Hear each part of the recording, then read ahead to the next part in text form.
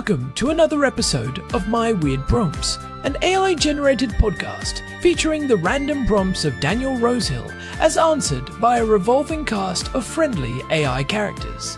Join us for deep dives into AI, technology, and whatever other random thing Daniel finds fascinating today. Subscribe on Spotify or your favorite podcatcher. Now, today's episode. This episode was generated using artificial intelligence. Please verify facts. Hi, Herman and Corn. So let's talk today about ADHD medication. We've talked about ADHD in a number of episodes, and this podcast is not medical advice, not for me, not for anyone else, not for Ezra, the little boy. But I like to talk about ADHD and the circadian rhythm. For those of us who take long-lasting drugs like Vyvanse and find them particularly good for that all-day coverage. There's a couple of elements I'd like to touch on, Herman and Corn. One is a popular hack, and again, people should, of course, take the drugs according to their doctor's instructions. This is intended as supplementary information to that, but it's a good tactic that I've used, but I'm kind of flying blind sometimes with the exact way to do it. The tactic is this. Many of us in general in life, and maybe especially with ADHD, struggle to get going in the morning, and that's why these dopamine agonists like Vyvanse are so helpful, because they give us that push into second gear. And I find that the hardest part of the day is just getting into second gear. Once I'm up and motoring, I'm kind of like it's keeping momentum is the easy part for me. It's getting that push. So some people I've heard of this technique that's supposed to be very effective, which is that you set an alarm an hour before you want to get up. You take your morning medication at whatever time you usually take it, and then you go back to sleep. And the idea is that by the time you wake up, it's kicked in, and you're kind of clear-headed and you're ready to hit the ground running. So my question, Herman and Corn, is what is the onset time like for Vyvanse? Some people, of course, need to take it or should take it with food as prescribed by their doctor. So if you're doing that, what's a popular combo that you can think of? Maybe having something like a light yogurt, your medication, go back for a nap, etc. The second thing that I think is a cause for a lot of confusion is we know that Vyvanse is a long-acting medication, and again, that's a feature, not a bug. My question is, how long exactly does it last for? Because if you need to be up early the next day and you need to be asleep at a certain time, if you take it at, let's say, 10 a.m., what time is that going to be relatively, clear from your bloodstream? Or if you take it earlier at 6 a.m., I think for a lot of people, oh, little man, just knowing these basic pharmacokinetic properties would be very useful in planning dosing accordingly. Herman and Corn, let's talk about drug dosing for Vyvanse and the keeping on a good schedule. You know, Herman, I was looking at the clock this morning around 6:30, just staring at the ceiling, wondering why it feels like the human brain needs a literal jumpstart some days. It is like trying to start an old car in the middle of a Jerusalem winter. You turn the key and you just get that clicking sound. I know that feeling all too well, Corn. It is the classic executive function stall, and it is actually a perfect segue into what we are diving into today. Our housemate Daniel sent us a voice note about this very thing. He is curious about the mechanics of attention deficit hyperactivity disorder medication, specifically Vyvanse, and how it interacts with our internal biological clocks. Right, Daniel was asking about the timing, the onset, and that interesting hack of taking it an hour before you actually want to be awake. It is a fascinating topic because it sits right at the intersection of neurobiology and lifestyle design. I am Corn, by the way, for anyone joining us for the first time. And I am Herman Pulpleberry.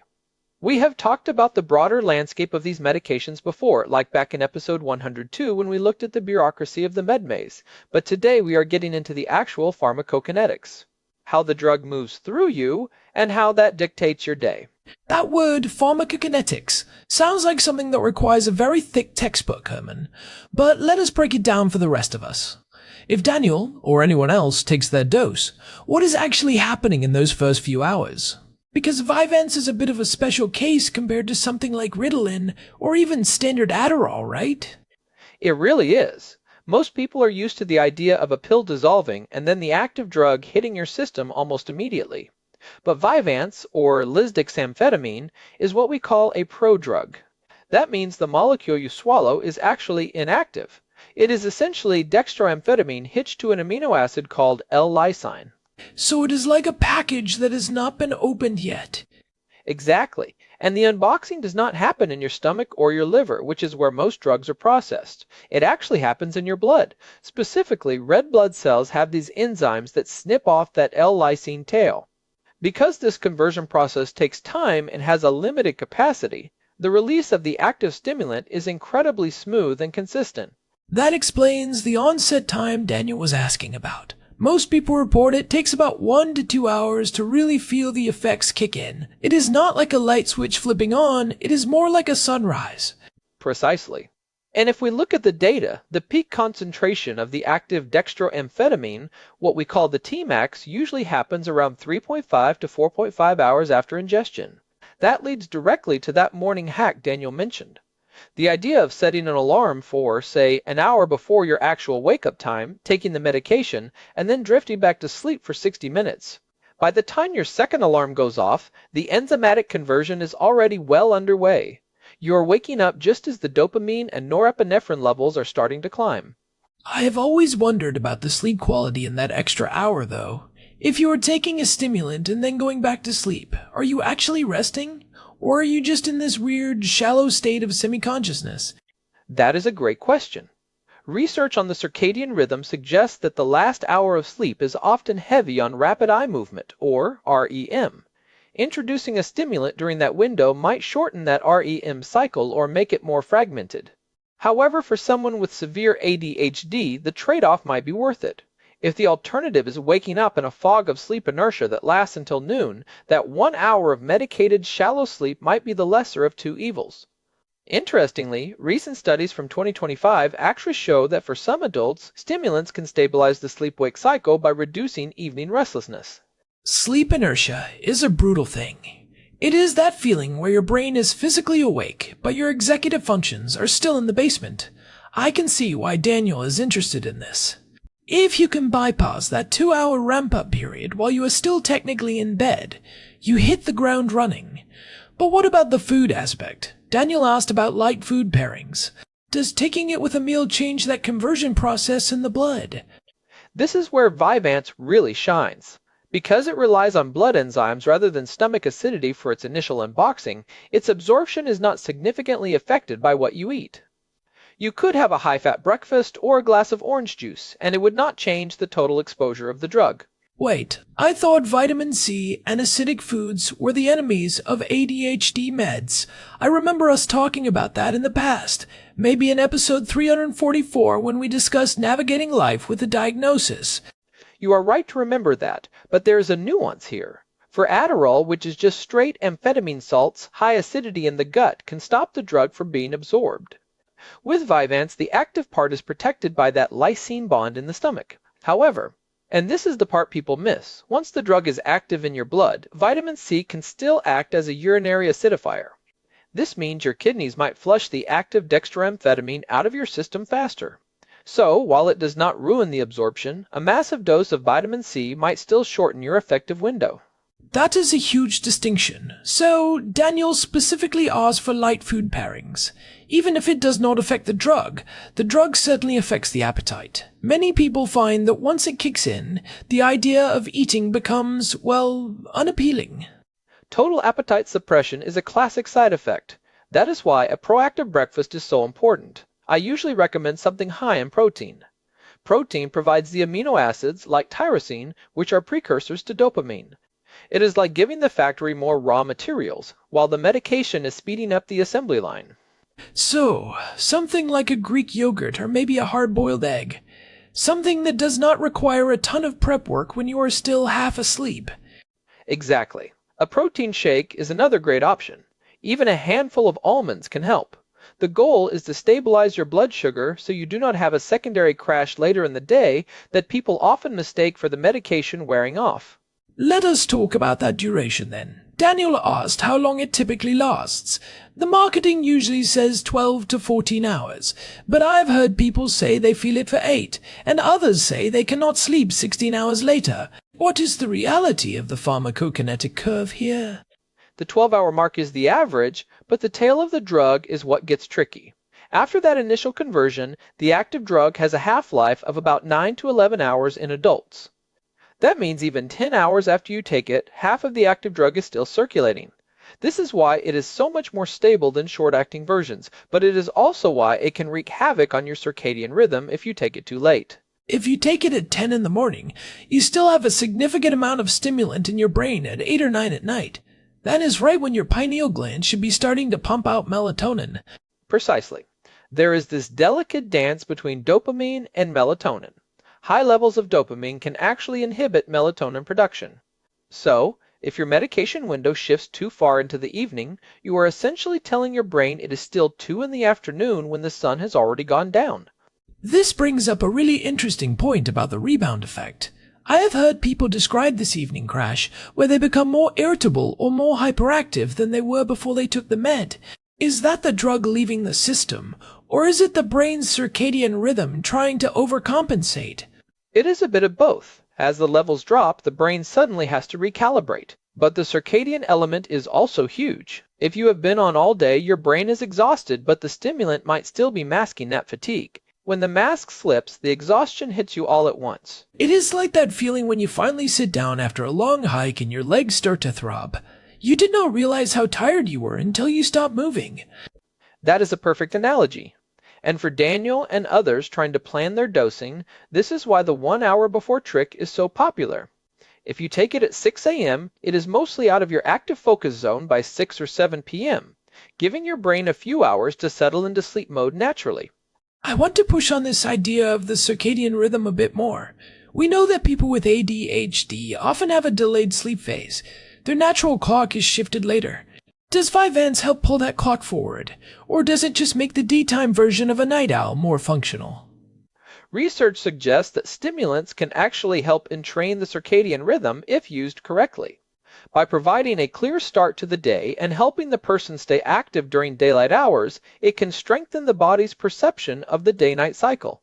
However, it can also backfire if you use that evening focus to stay up even later on a hyper-focus project. So it is a tool, not a cure.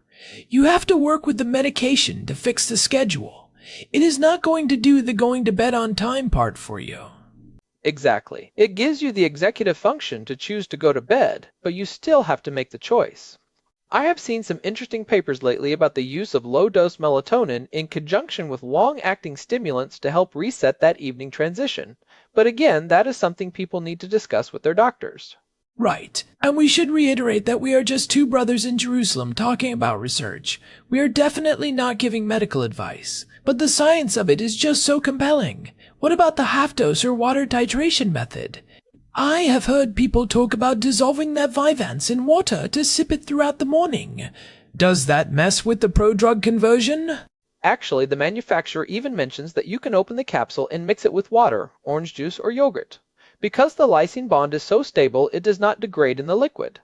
However, the official guidance is to consume the mixture immediately. Sipping it all morning would change the pharmacokinetic curve. Instead of one smooth sunrise, you are creating a series of tiny little sunrises. It might extend the duration, but it could also lower the peak effectiveness. Which might be good for some people who feel a bit too wired at the peak, but bad for someone who needs that high level of focus for a specific task. Exactly.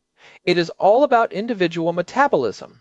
Some people are fast metabolizers and they burn through that 14-hour dose in 8 hours. Others are slow metabolizers and they are still feeling it the next day. This is why tracking your effective window is so important. It makes me think about how we approach productivity in general. We have this idea that everyone should be on an 8 to 5 schedule, but our neurobiology is so much more varied than that. For someone like Daniel, understanding that onset gap is the difference between a productive morning and a morning spent feeling guilty about not being productive. That guilt is a massive part of the ADHD experience. We talked about that in episode 344, the ADHD tax and the emotional weight of it. When you understand the kinetics, you can stop blaming yourself for being lazy in the morning and start realizing that your brain just hasn't unboxed the dopamine yet. I love that. Unboxing the dopamine. It makes it sound like a subscription service you forgot you signed up for. So, if we were to summarize the ideal protocol based on what Daniel was asking, it would be take it early, maybe even an hour before you get up. Pair it with a high-protein snack once you are actually awake, and be very mindful of that 14-hour window so you do not accidentally push your bedtime into the next morning.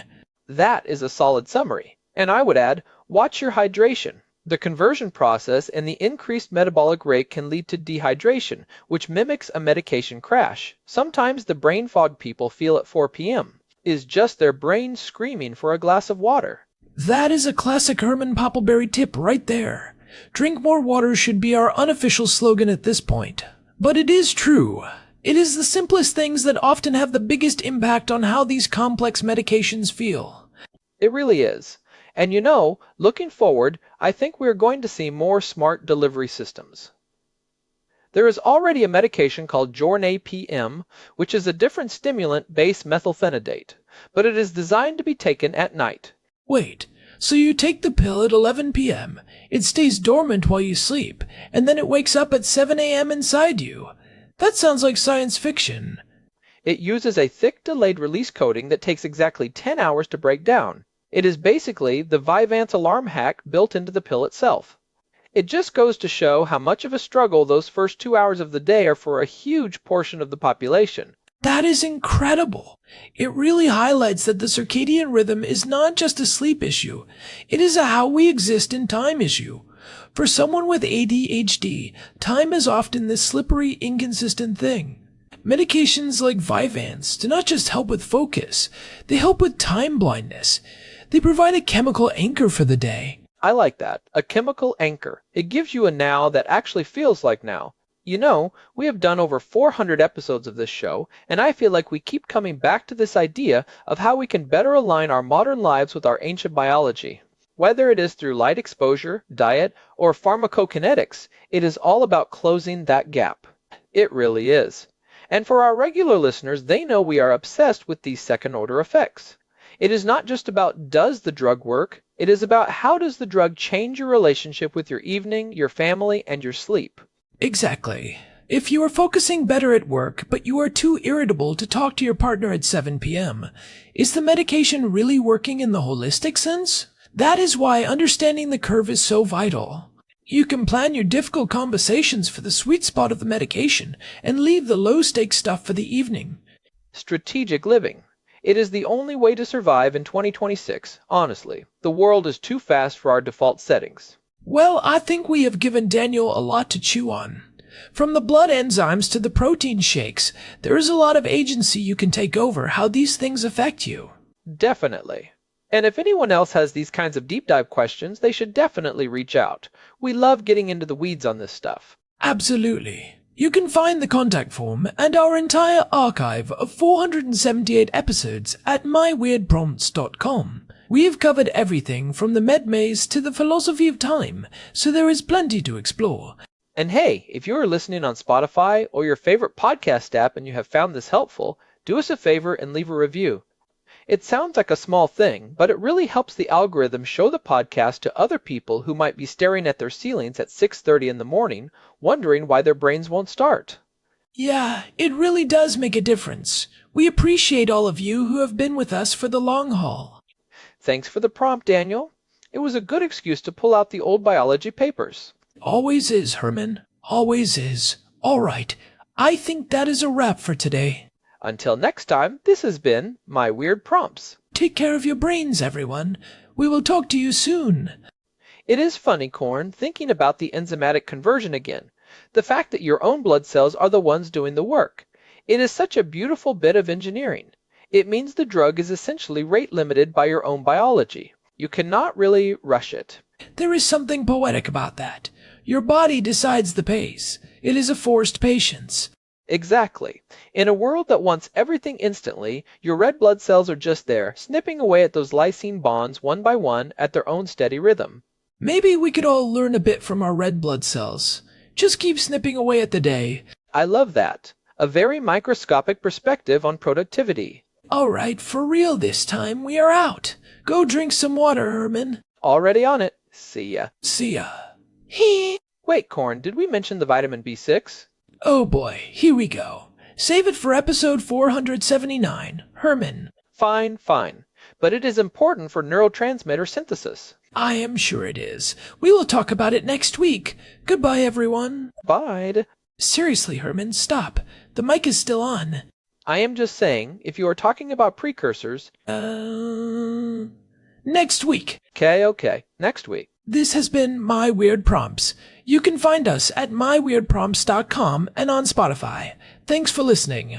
And leave that review. Yes, and leave the review.